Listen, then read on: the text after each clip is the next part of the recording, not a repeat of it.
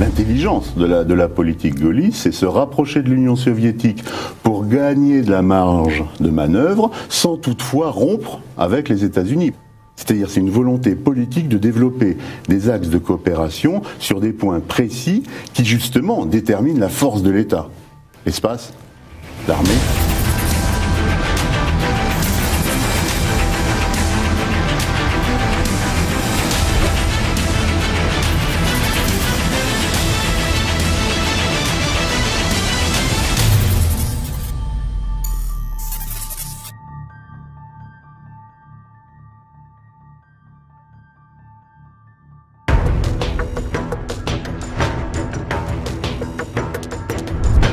Éric Zemmour, bonjour. Bonjour.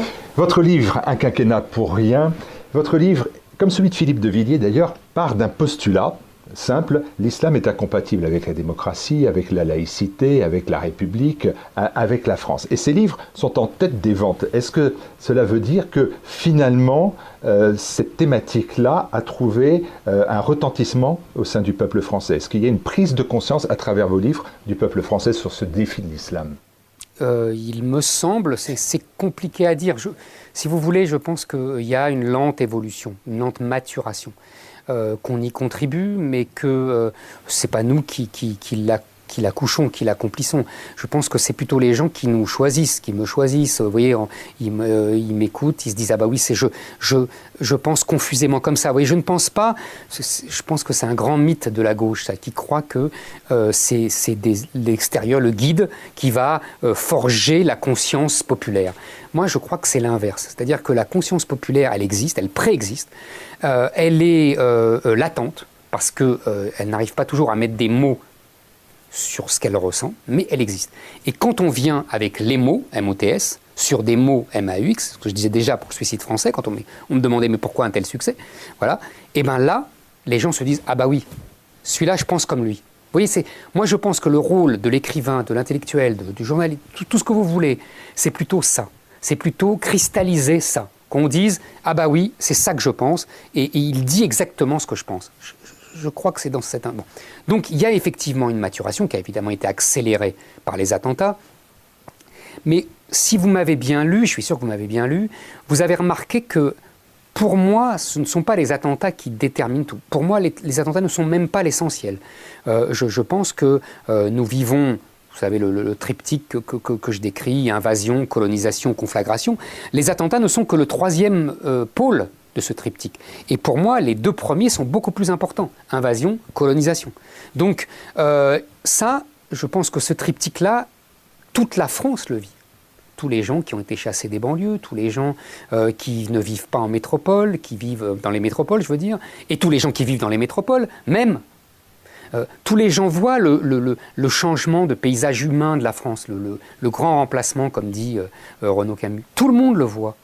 Il n'y a pas besoin de... Vous voyez, c'est pas moi qui leur montre et qui les accouche. Non, tout le monde le voit. Simplement, moi, ce que je voulais faire, c'est mettre une analyse historico-rationnelle, je dirais, sur ce phénomène. Et toutes les analyses que je lisais ne me satisfaisaient pas. Alors, vous parlez de ce triptyque, on va revenir dessus régulièrement, mais sur ce triptyque, il y a une classe politique qui est totalement finalement hermétique à votre propos. Si on prend l'arc de Mélenchon à Marine Le Pen, tous refusent l'idée de l'impossibilité d'un islam de France. Et comment vous expliquez-vous ce refus? Alors, il y a plusieurs raisons, je pense. Il y a d'abord, philosophiquement, un double refus. Le refus de la spiritualité et le refus de l'essentialisme. Je m'explique. Pour toute notre classe politique d'aujourd'hui, je pense que ce n'était pas le cas pour nos prédécesseurs, pour leurs prédécesseurs, l'homme est avant tout un homo economicus et c'est avant tout un consommateur. Vous savez, j'ai été journaliste politique classique. Je le suis beaucoup moins maintenant, je travaille différemment, mais je l'ai été. Donc j'ai côtoyé des hommes politiques de tous les bords, de la gauche, de la droite, du Front National, de tous les bords. J'ai discuté avec eux pendant des heures ça m'intéressait d'ailleurs, il y avait des gens très intéressants, d'autres moins. Et ce qui m'a frappé, à part une ou deux exceptions près dans les vieux, et encore, c'est qu'à chaque fois qu'on abordait ce sujet, la réponse c'était « mais t'inquiète pas, ils voudront consommer des Nike ». Je le raconte dans le livre. Cette phrase m'a frappé parce qu'elle m'a été répétée des centaines de fois. Et c'était toujours l'exemple des Nike qui revenait. C'est drôle d'ailleurs, comme quoi, vous voyez, cette marque de tennis est très... C'est plus que Coca-Cola. Vous voyez, dans notre génération, c'était Coca-Cola. Depuis les années 80, c'est Nike, qui est le symbole de la consommation. Ça va peut-être changer, hein, mais voilà. Donc je pense que ça, c'est un matérialisme qui les empêche de voir que l'homme est d'abord un être spirituel et que l'islam répond à cette quête spirituelle, même si tous les gens d'aujourd'hui veulent aussi consommer des Nike. Ouais, bon.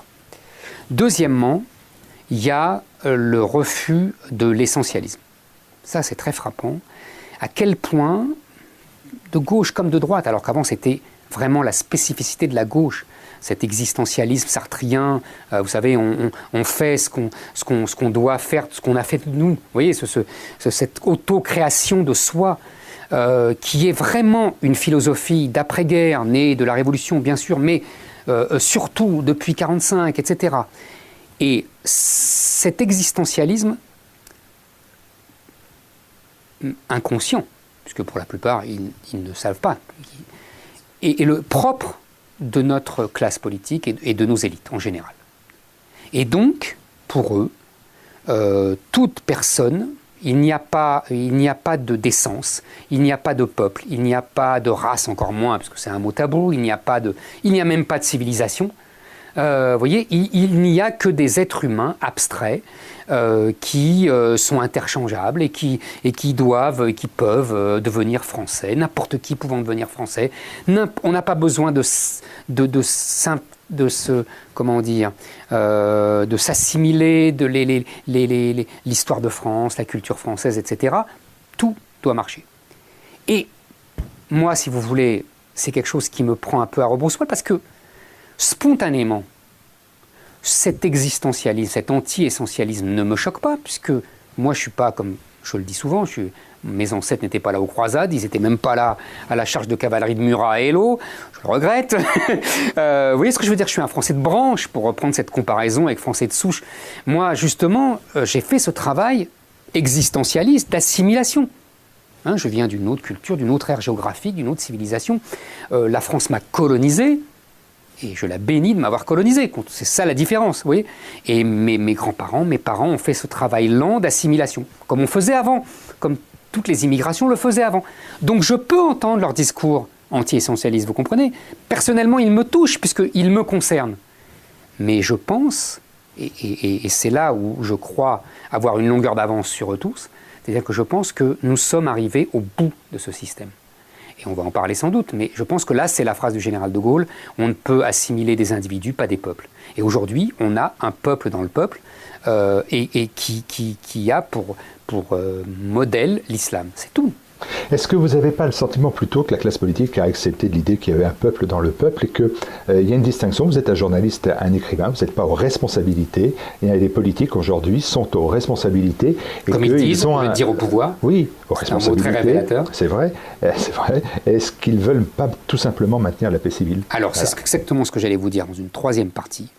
C'est l'obsession de la paix. C'est-à-dire que jusqu'à la génération de génération, la guerre est une autre façon de faire de la politique. La guerre internationale et la guerre civile même, puisque la France est une grande histoire des guerres civiles. Aujourd'hui, vous avez tout à fait raison, la paix est devenue l'ultima ratio de toute la classe politique. Et donc, l'obsession de la guerre civile les hante. Et d'ailleurs, ça c'est le côté noble. Le côté moins noble, c'est une certaine lâcheté en disant « après nous le déluge ». Tant qu'on est là, nous, on tient comme ça, et puis après, ils se débrouilleront. C'est le côté moins noble, qu'ils ont tous aussi. Il y a les deux. Comme d'habitude, vous savez, dans les êtres humains, il y a du noble et du moins noble. Bon. Donc, ils sont obsédés par ça. Ils ne voient pas, si vous voulez, que la guerre est parfois en balance avec la soumission. Après tout, les résistants en 41, 42, ils font de la guerre civile. Et Vichy n'a pas tort de dire qu'il pousse à la guerre civile. Mais oui, c'est la guerre civile ou la soumission à l'Allemagne nazie. C'est un choix. Si vous voulez, il y a toujours eu des choix comme ça. Aujourd'hui, je pense que philosophiquement et psychologiquement, notre classe politique accepte la soumission. Tout plutôt que la guerre.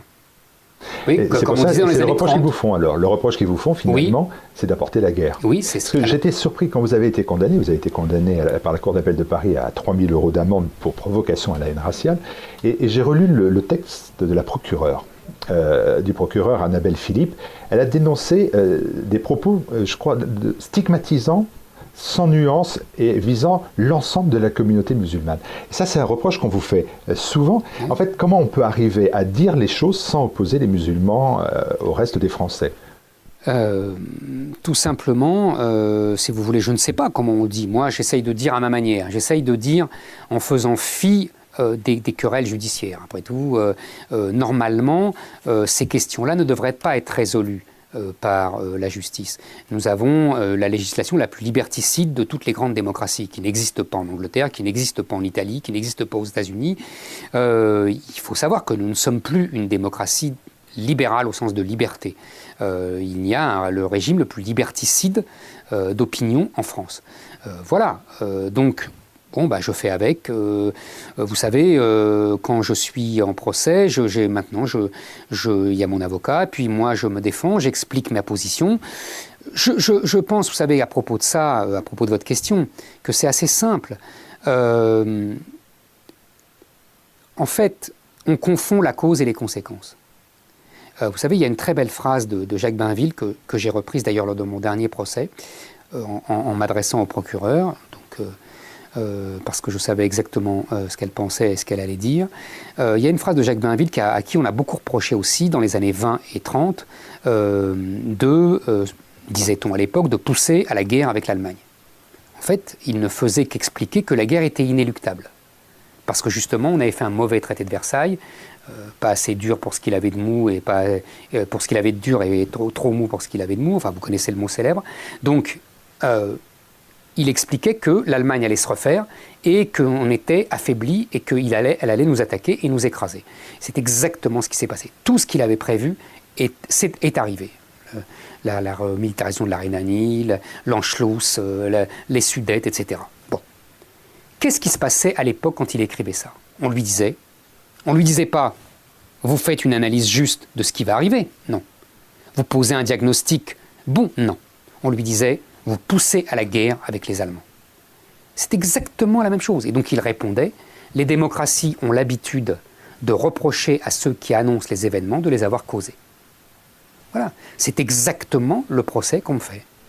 Est-ce que vous n'êtes pas un pousseur de guerre néanmoins, voire même un provocateur ? Parce que vous connaissez le système dans lequel vous vivez, dans lequel vous évoluez, vous me l'avez dit à l'instant, depuis des années et des années. Et alors, par exemple, vous dites à un moment donné la nécessité de réinstaurer la discrimination. Vous dites discriminer, c'est choisir. Mais enfin, vous savez bien qu'aujourd'hui, pour entendre ce genre de choses, il faut avoir le cuir épais parce que les gens ne sont pas habitués à entendre cela. Et c'est un peu pour ça peut-être que vous obtenez le statut d'ennemi public numéro 1. Vous êtes si fier dans votre publicité ? Je trouvais ça amusant, cette publicité. Je trouvais ça moi, quand je trouve quelque chose d'amusant, c'est toujours un bon point. C'est aussi une provocation. Absolument. Non, ça c'est une provocation, c'est même pas de moi. Hein. C'est de l'éditeur et elle était très drôle et évidemment je l'ai acceptée. Non. Plus profondément, idéologiquement, si vous voulez, il y a eu un livre d'un juriste, un grand juriste, Jean-Louis Harwell, qui explique exactement la même chose. Si vous voulez, c'est la question des droits de l'homme, c'est la question des juges européens et français. Aujourd'hui, nous sommes sortis de l'épure traditionnelle des droits de l'homme. C'est la vraie question, elle n'est pas provocatrice du tout. Il y a certains juristes qui se posent cette question. Il y a le professeur Lavaux qui dit que les juges d'aujourd'hui se sont arrogés une fonction prophétique. Vous voyez, je ne suis pas le seul. Simplement, je suis le seul à être entendu par les masses, comme on disait dans les années 60. C'est ça la différence. Mais il y a des gens compétents, réfléchis, des grands juristes qui s'alarment de cette évolution du droit et de ce qu'on appelle pompeusement l'état de droit. Parce que ce qu'on appelle aujourd'hui l'état de droit de l'homme, je vous renvoie au dernier livre d'Hervé Juvin, par exemple, L'économie du désir, qui dit exactement la même chose, que les droits de l'homme, la conception des droits de l'homme d'aujourd'hui, on est sorti de l'épure traditionnelle, que ce n'est plus la protection des individus contre un pouvoir arbitraire, hein, comme c'était depuis la Magna Carta et le habeas corpus, etc. Vous voyez, les conceptions naturelles des droits de l'homme, même la déclaration des droits de l'homme et citoyens, c'est une autre discussion, mais au moins, il y a la protection de l'individu contre un pouvoir arbitraire. Non. Aujourd'hui, la conception des droits de l'homme, c'est le règne tout-puissant, absolu, de l'individu qui s'auto-crée, l'auto-création de soi-même, et qui détruit toute société, toute nation. Vous comprenez? Et c'est ça que les juges défendent. Et dans cette auto-création de l'individu permanent qui s'autorise tout, qui est roi du monde, qui fait fi des milieux culturels, des milieux sociaux, des héritages, vous voyez, des enracinements, des histoires millénaires de vieilles nations comme la France, mais pas seulement la France, hein, dans tous les pays. Bon. Et dans cela, dans cette religion des droits de l'homme, comme a dit Marcel Gauger il y a 30 ans, encore une fois, je ne suis pas le tout seul. Régis Debray lui-même a condamné cette religion des droits de l'homme. Vous voyez, des gens de gauche. Bon. Qu'est-ce qui se passe? La nouveauté que beaucoup ne veulent pas voir, c'est que l'islam s'enfonce là-dedans et, au nom des droits de l'homme, impose la visibilité dans l'espace public, impose le régentement de l'espace public, des populations dans de nombreuses aires géographiques. Vous voyez?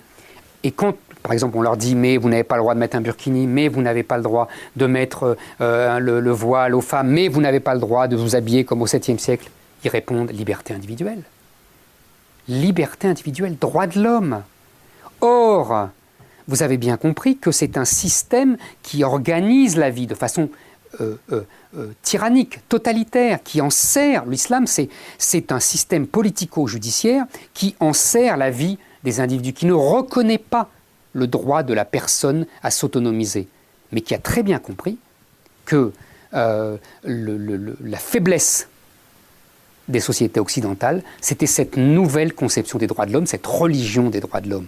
Et c'est la fameuse phrase d'El-Qaradawi, vous savez, le théologien égyptien des frères musulmans, « Avec vos lois démocratiques, nous vous dominerons, avec nos lois coraniques, nous vous dirigerons. » Donc, si vous voulez, c'est simple, le programme est simple. Et donc, si on ne remet pas en cause cette religion des droits de l'homme, eh ben, on aura la soumission à l'islam. Donc c'est le choix que j'essaye de poser. Vous savez, il y a une phrase... Vous posez comme un observateur, mais pas comme un acteur, parce qu'à un moment donné, vous dites toujours sur cette question-là, mais il va falloir effacer la religion des droits de l'homme qui est depuis 40 ans. Oui, d'accord, mais qu'est-ce qu'on fait c'est très simple, on sort de la Cour européenne des droits de l'homme. Au moins c'est simple. On impose une nouvelle réforme constitutionnelle pour empêcher le Conseil constitutionnel et les autres juridictions de se servir du préambule de la Constitution, la fameuse Déclaration des droits de l'homme, pour juger des lois, parce que c'était l'intention initiale du général de Gaulle et de Michel Debré. Il y a eu un putsch judiciaire en 1971, je le raconte dans Le Suicide français. On fait, quand on veut établir des lois, par exemple, je vous donne n'importe quoi, le regroupement familial, la suppression du regroupement familial est absolument interdite par la Convention européenne des droits de l'homme, par l'article 8. D'accord ? Si on est sorti de la Cour européenne des droits de l'homme, on n'a plus rien à craindre de la Cour européenne des droits de l'homme, ni de condamnation, ni rien. Mais on peut faire des référendums. Parce que le juge, le Conseil d'État, le Conseil constitutionnel, la Cour de cassation, tous ces grands juges qui justement s'arrogent un rôle de prophète, comme dit le professeur Lavaux, il faut uniquement les combattre avec le référendum. Il n'y a que ça. Le référendum, c'est un peu le lit de justice, vous savez, des anciens rois avec les parlements d'Ancien Régime. Voilà, c'est la seule arme qui l'abat. Donc voilà, c'est simple à faire. Seulement, les politiques n'osent pas affronter les juges parce qu'ils n'osent pas affronter l'Europe, parce qu'ils n'osent pas affronter les médias. Tout ça, c'est un triangle assez simple. Alors, on parle toujours de triangle, on a parlé du triangle islamique, invasion, colonisation et conflagration, les 3 pôles. Alors il y a un autre triangle qui est peut-être quand même moins dangereux, hein, encore que pour certains, c'est le triangle de la cause du peuple, c'est-à-dire celui que vous formez en 3 pôles, Zemmour, Villiers et Buisson. Bon, celui-là est quand même un peu moins dangereux. C'est 3 auteurs qui se retrouvent pour affirmer, d'ailleurs, tous les 3, vous affirmez finalement dans les 3 livres qui ont paru depuis la rentrée, que la question de l'identité, elle est devenue centrale. C'est vraiment le fond de votre livre, en dehors des chroniques. Vous avez raison, vous avez raison. Or, lors de la primaire de la droite, cet entretien est enregistré avant les résultats de la primaire de la droite. Celui qui a tout misé sur l'identité, finalement, c'était Nicolas Sarkozy, qui a fait la ligne Buisson sans Patrick Buisson.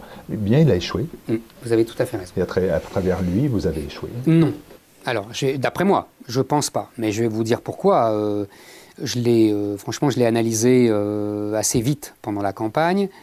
Qu'est-ce qu'a fait Nicolas Sarkozy? D'abord, il faut bien comprendre le contexte. Là où vous n'avez pas tort, et il ne l'avait pas vu, c'est qu'il y a eu une volonté, et d'ailleurs j'en ai été en partie victime médiatiquement, des médias, des politiques, des grandes chaînes de télé, d'occulter la question identitaire et la question de l'islam. Vous avez remarqué que les grands médias n'en parlaient plus pendant la campagne des primaires. C'est très intéressant. Et que le seul qui en parle, ce ne fut pas le seul d'ailleurs, on va en voir. Celui qui en a parlé le plus violemment, c'est Nicolas Sarkozy. Mais comment l'a-t-il fait? Nicolas Sarkozy a 2 spécificités. D'abord, la première, c'est qu'il a déjà fait 2 fois cette campagne, en 2007 et en 2012, et qu'entre 2007 et 2012, il n'a absolument rien fait que parler. Il n'a donné aucune preuve de ce qu'il disait.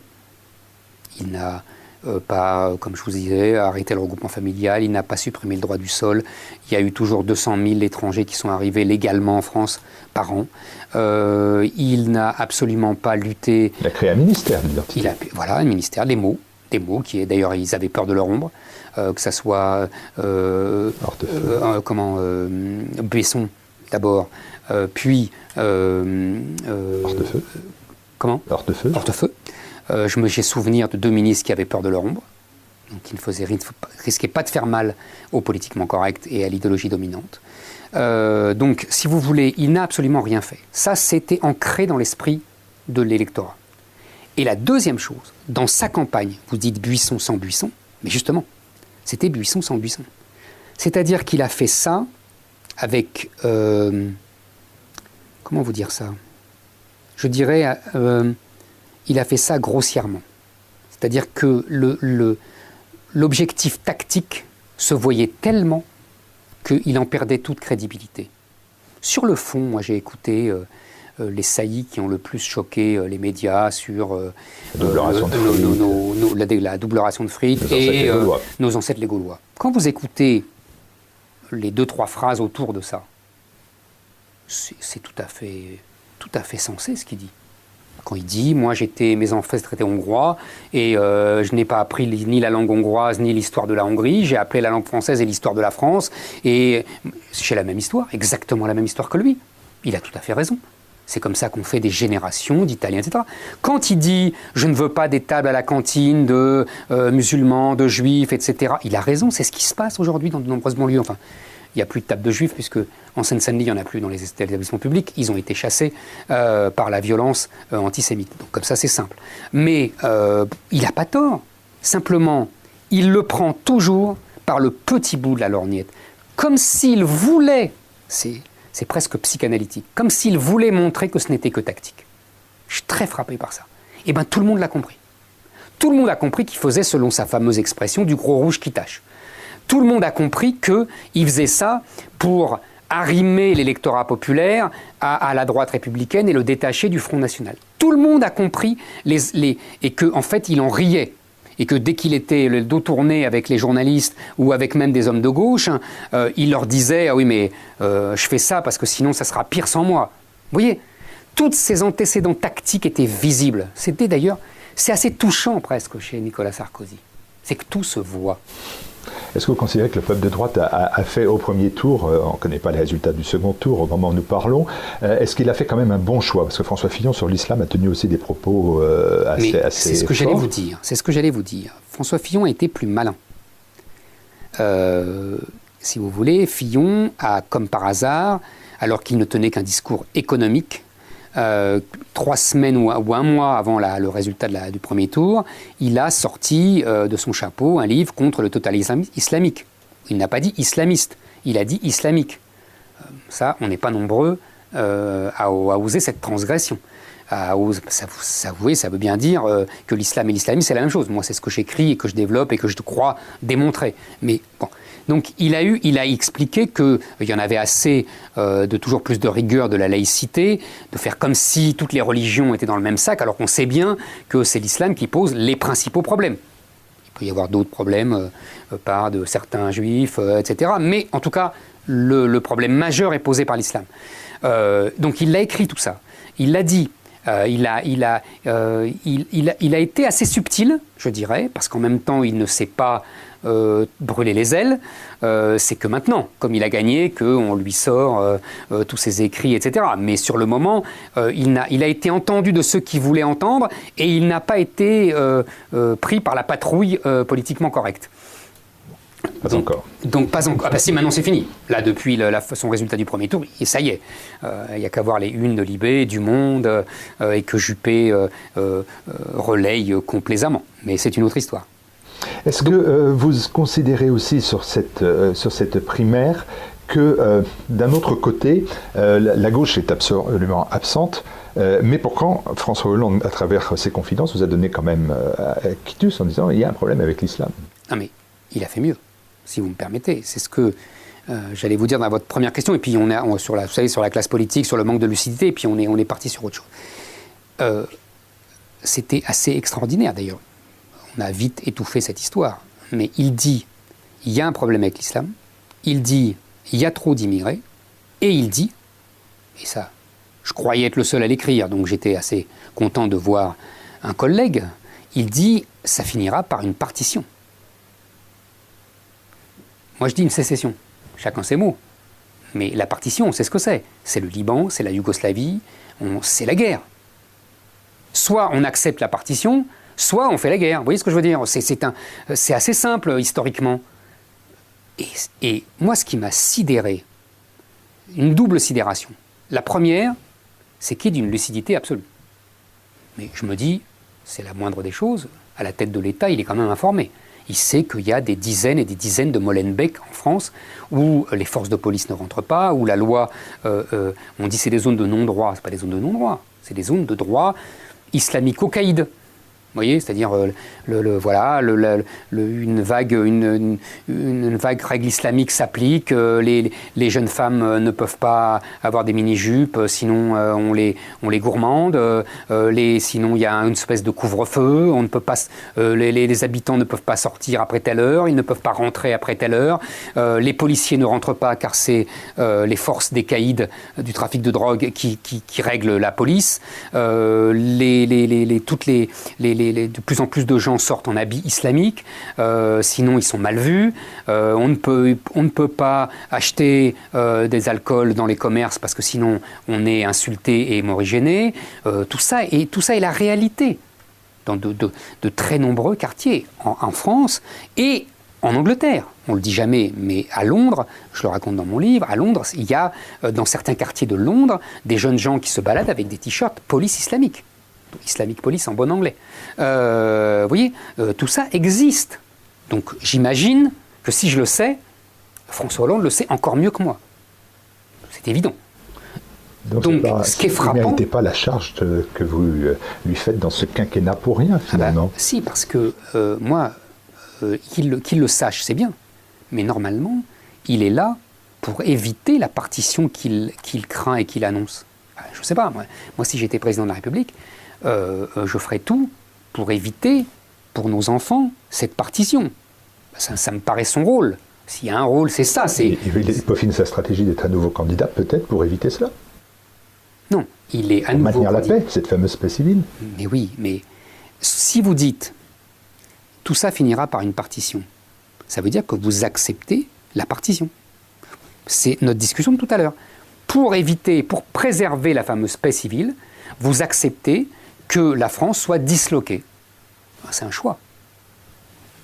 Ah, il y a un dernier point politique dans votre ouvrage, c'est l'attaque, quasiment l'attaque sur le Front National. Alors, avec beaucoup de reproches, hein. Vous dites, premièrement, déjà que Philippot, c'est comme Mélenchon, qu'ils n'ont rien compris parce que, globalement, ils mènent la bataille de la souveraineté, que celle-ci, elle est perdue depuis Maastricht, et qu'on peut quand même vous répondre qu'il n'y a pas d'identité sans souveraineté, que la bataille de la souveraineté, elle n'est pas forcément perdue. Je ne dis pas qu'elle est perdue.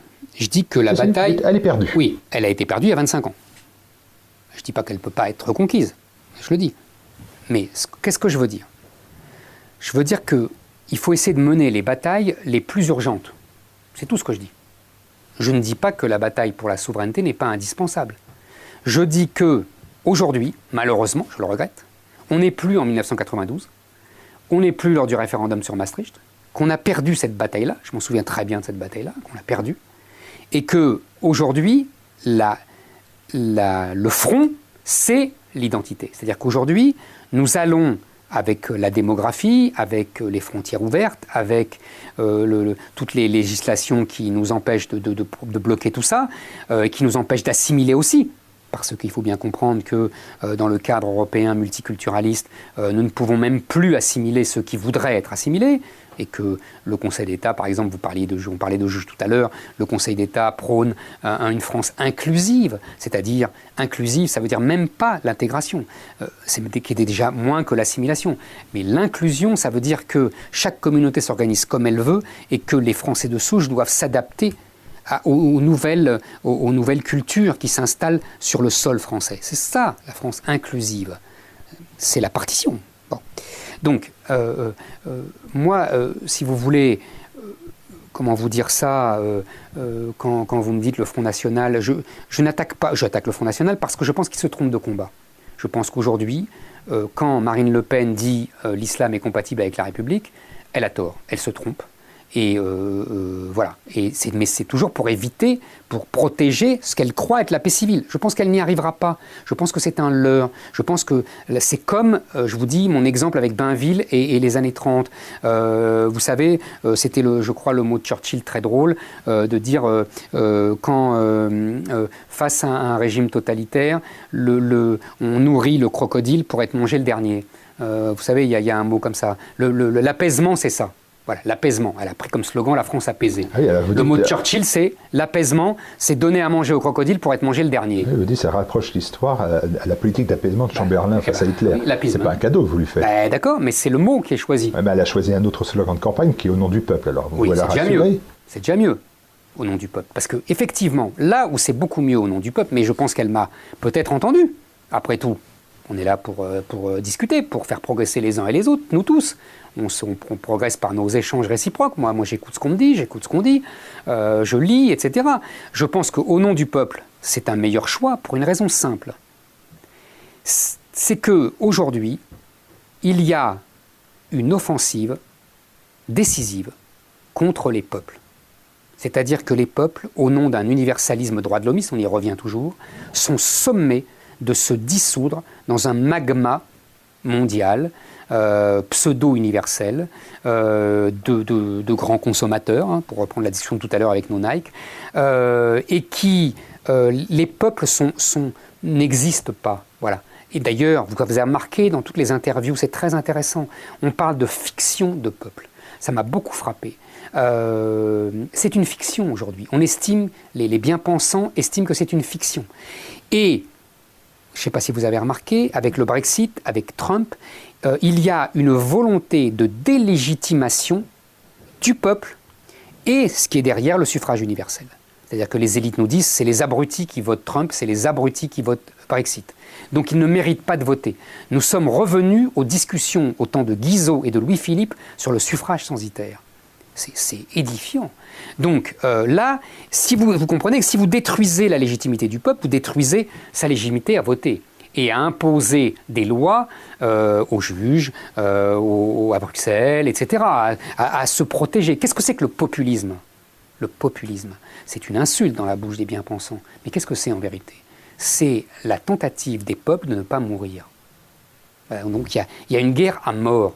Il y a une guerre à mort menée par des élites mondiales, mondialisées, comme disait Chevènement, qui ont réorganisé l'économie mondiale en fonction de leurs intérêts et en fonction de leur univers de vie, c'est-à-dire les grandes métropoles où toute la richesse arrive, c'est économique aussi, et qui ont fait venir un peuple de remplacement pour leur servir de livreurs de sushi, de livreurs de pizza, de nounous pour leurs enfants, etc. Parce que les peuples de souche, les Français, les Anglais, les Italiens, les Allemands, ne voulaient pas ces travaux-là. On disait toujours, ah ben ils ne veulent pas travailler. Non, ils ne veulent pas travailler. Ils ne veulent pas ces travaux-là. Ils sont le produit de siècles de lutte, de conquête sociale, de conquête nationale, de guerre, contre lesquelles ils ont obtenu certaines choses. En revanche, les peuples du Sud, qui sont en plus animés par un dynamisme démographique, eux n'ont jamais connu ça. Donc ils sont très contents déjà d'arriver dans les métropoles occidentales et de servir de livreurs de sushi, etc. Donc, vous comprenez bien, la logique économique, elle est simple. Il y a un peuple qui est de trop, et il y a un peuple qui ne demande qu'à venir à la place. Et bien voilà, les élites occidentales font ce travail-là. Je reviens une dernière fois avant quelques points et de conclure. Votre trio de la cause du peuple, je reprends Zemmour, Villiers, Buisson, la presse dit que vous réunissez régulièrement, il donne même le nom du café. On ne le fera peut-être pas là pour pas qu'il y ait trop de monde à la prochaine réunion. Mais est-ce que les uns et les autres, vous vous dites finalement que la case 2017, 2017, elle est à franchir? Patrick Buisson m'a dit par exemple que dans l'espace-temps, finalement, 2017 c'était très court et qu'il fallait se projeter. Et quand vous dites les menaces qui sont les nôtres, les mots qui sont les nôtres, quand on parlait de partition, est-ce que finalement il ne faut pas choisir Mélenchon, choisir Le Pen? Finalement Le Pen elle dit qu'elle souhaite le référendum, l'Europe, la révision de l'Europe, de l'euro, de Schengen. Vous êtes d'accord? C'est la conclusion de votre ouvrage. Il ne faut pas choisir quelqu'un, ou il ne faut pas se lancer, ou regarder. Non, mais vous pointez très bien notre paradoxe. Je dis ça, je coupe parce qu'il y a des gens qui ont pensé que Zemmour pouvait être candidat à la présidence de la République. Je l'ai entendu, on me l'a souvent proposé, c'était très affectueux d'ailleurs, et j'ai été très sensible parce que c'est toujours agréable de vous dire que vous pouvez changer les choses, que des gens croient en vous pour améliorer et pour sauver une situation. Donc, bon. Mais vous avez raison, si vous voulez, notre diagnostic, c'est compliqué, je ne veux pas parler au nom de mes deux camarades, mais si vous voulez, je ne crois pas les trahir en disant que nous pensons que nous sommes dans une impasse politique. C'est-à-dire qu'il n'y a pas la logique politique partisane qui va avec la logique idéologique, sociologique qui s'impose aujourd'hui. C'est ça notre problème, c'est ça mon problème en tout cas, moi c'est ça que je dis. Je pense que Marine Le Pen est à la fois un morceau de la solution et un morceau du problème. C'est-à-dire Comment ? C'est-à-dire, c'est simple. C'est-à-dire que elle a à la fois l'électorat populaire, elle a le premier parti des classes populaires, donc on ne fera rien sans le Front National et rien sans Marine Le Pen, et en même temps, elle coalise contre elle 70% de la population. Or, le paradoxe, c'est que quand vous voyez les études d'opinion, les sondages sur l'identité, sur l'islam, sur l'identité nationale, la France, etc., tous ces thèmes-là, vous avez 70%, vous m'entendez, donc ça va bien au-delà de la droite et du Front National ensemble, qui sont en gros sur une ligne très inquiète. Vous voyez, très patriotique, très national, qui s'inquiète beaucoup de l'islam, etc. Vous voyez, ces deux 70% s'entrechoquent. Contre Marine Le Pen, il y a 70% des gens, on l'a encore vu lors des régionales, on le verra peut-être à la présidentielle, je n'en sais rien, et vous avez en même temps 70% qui sont sur une ligne qu'on pourrait croire celle de Marine Le Pen. Donc vous voyez, c'est ça ce que j'appelle l'impasse politique. Alors, comment on sort de cette impasse politique? Je vous avoue que je n'en sais rien. J'ai pensé, avant la victoire de Fillon au premier tour de la primaire, que cette élection de 2017 ne servait à rien et que c'était un coup pour rien, et que simplement le seul intérêt de cette élection de 2017, c'est d'accélérer le rassemblement de la gauche et de la droite, de tous les libéraux, dans un seul parti, c'est-à-dire de Juppé à Macron, passant par Valls, je pense que, en passant par NKM, tous ces gens pensent la même chose globalement. Il y a vraiment des détails infinitésimaux pour les séparer. C'est le Marais. Non, vous savez ce que je crois? C'est le retour du libéralisme à sa terre d'origine, la gauche. Le libéralisme avait été déporté à droite à cause du communisme, hein, mais il est né à gauche au XIXe siècle, Benjamin Constant, etc., et il revient à gauche. Donc ces gens-là vont revenir à gauche. Et donc ça libère l'espace pour une droite, si vous voulez, comment vous dire ça? On va pas dire décomplexée. Catholico-bonapartiste. Non. Ce que la droite a raté au XIXe siècle, c'est-à-dire l'alliance des droites monarchistes, catholiques, bonapartistes, et vous voyez, ces droites-là qui se sont déchirées, qui n'ont pas réussi à accoucher comme en Angleterre d'un conservatisme intelligent, vous voyez, et c'est toute l'histoire de France, hein, l'échec de la monarchie après 1875, etc. Vous voyez, je pense que là, il y a peut-être une occasion, de nouveau, de retrouver une droite, je vous dis, catholico-bonapartiste, pour essayer de... Et Fillon, c'est intéressant le schéma Fillon, parce que ce n'est pas encore ça. Mais on voit bien qu'il y a une espèce de conservatisme libéral qui se cherche. Je ne dis pas qu'il va aller au bout, je ne dis pas que ça a réglé tous les problèmes, parce qu'au contraire, l'électorat populaire ne s'est pas déplacé pour lui. Il faut bien comprendre ça. Allez, les derniers points, rapidement. Et merci une nouvelle fois de nous accueillir aussi longuement. Mais les dernières questions, elles sont moins sur votre livre que sur vous-même. Est-ce que vous considérez qu'il y a en France une accélération de la restriction de la liberté publique, tout particulièrement de la liberté d'expression? Quand on voit que vous êtes poursuivi pour des propos et des incitations à la haine raciale contre les musulmans, et que vous êtes aussi victime d'une enquête préliminaire pour votre apologie de terrorisme en faveur des musulmans. Donc à tous les coups, au moins, il faut qu'ils se mettent d'accord. Voilà. Est-ce que vous ressentez ça? Oui, bien sûr. Si vous voulez, je ressens bien cela, d'autant plus personnellement que j'ai bien vu la différence entre le traitement médiatique qu'avait suscité le suicide français et le traitement médiatique que suscite ce livre. Dans le suicide français, on l'a assez dit. Moi, on a assez dit que j'étais sur tous les plateaux, ce qui était faux. Il y a des gens qui n'ont jamais vendu plus de 2000 exemplaires et qui étaient plus invités que moi. Mais c'est vrai que j'ai été invité largement, que j'ai été invité à des grandes émissions sur le service public, qui ont fait beaucoup d'audience. Si vous voulez, tout le monde se retrouvait. Moi, j'arrivais à promouvoir mes idées et mon livre, et les gens qui faisaient les émissions faisaient beaucoup d'audience. Manifestement, cet accord est rompu. C'est-à-dire qu'aujourd'hui, à la télévision, et en particulier dans le service public, on a ordre de ne pas m'inviter. C'est net, clair, et j'en ai entendu parler. Donc, si vous voulez, on voit bien que les principes d'audience, d'intérêt du public, sont volontairement sacrifiés pour des raisons idéologiques. On estime que je ne dois plus pouvoir parler à la télévision.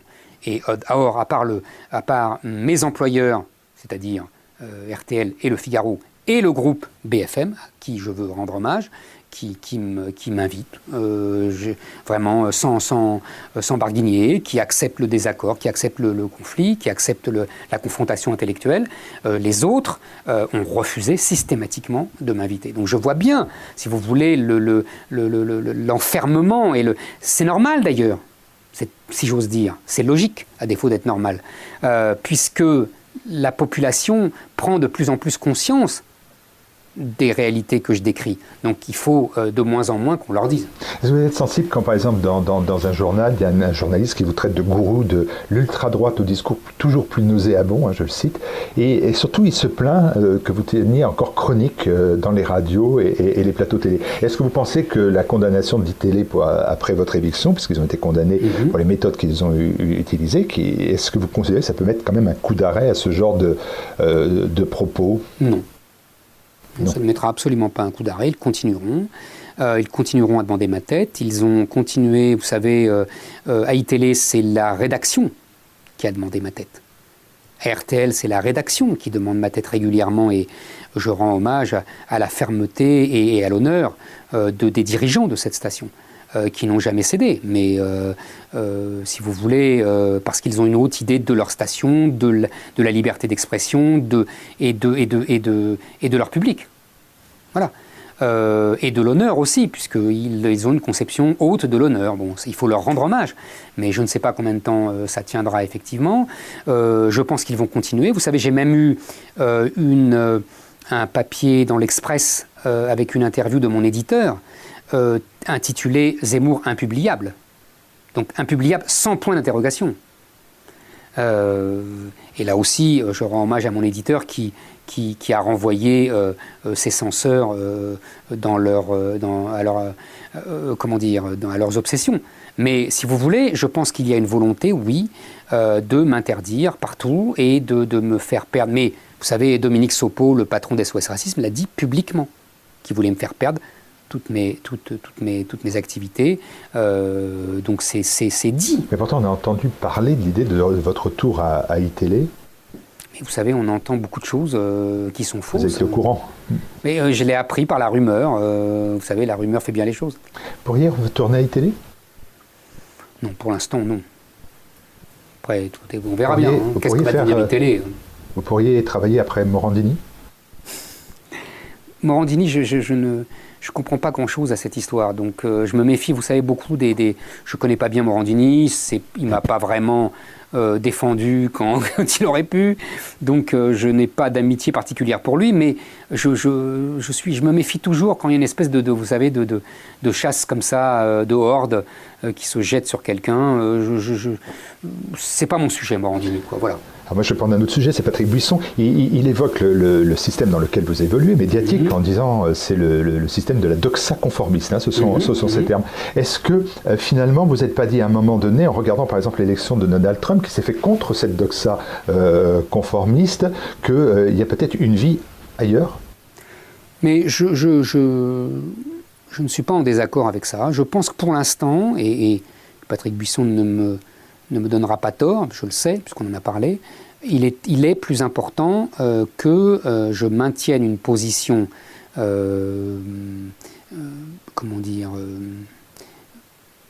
anticonformiste dans le monde de la doxa conformiste. Je pense que c'est plus utile, je pense que c'est plus utile à mes idées, je pense que les gens m'écoutent, m'entendent, donc je pense que c'est utile. Bon, maintenant viendra peut-être le jour où il sera aussi intéressant de mettre un pied dans l'autre monde. Je vois ce que vous voulez dire. Je me vois mal être sur Twitter à envoyer 140 lettres sur Twitter. Je sais, je suis sur Twitter, mais c'est pas moi. Ben oui, d'accord, mais il y a 21 comptes Zemmour qui sont sur Twitter. Pour et contre, il y a une vingtaine qui sont sur Facebook, c'est pas vous? Je vous assure que je ne maîtrise rien. Je ne connais ni ceux qui sont pour moi, ni ceux qui sont contre moi. Aujourd'hui, il existe des réseaux sociaux, il existe une réinformation, ce qu'on appelle la réinfosphère. Mais vous voyez, je réponds à vos questions. Donc je m'y mets. Vous savez, je suis pas un gamin, je suis une ancienne génération, je suis la génération des livres.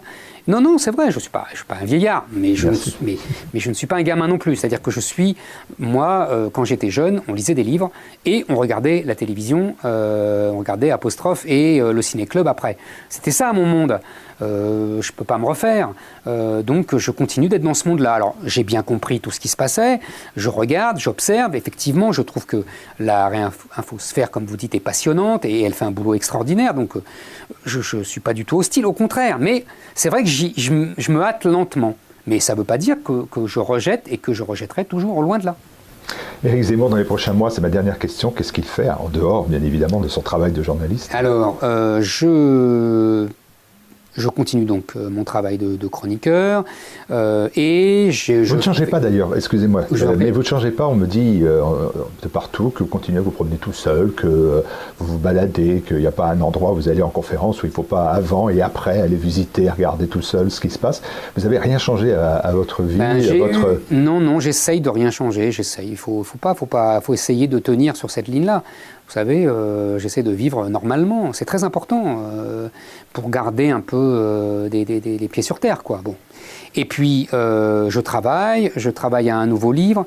Je prépare, si vous voulez, je vais être vague parce que pour l'instant c'est... Albin Michel va crier. Non, Albin Michel va crier, et surtout c'est ridicule parce qu'il ne sera pas prêt avant 2018, donc ce serait ridicule. Mais je travaille en tout cas autour d'une histoire de France. Parce que je pense que la bataille culturelle au sens de Gramsci, vous savez,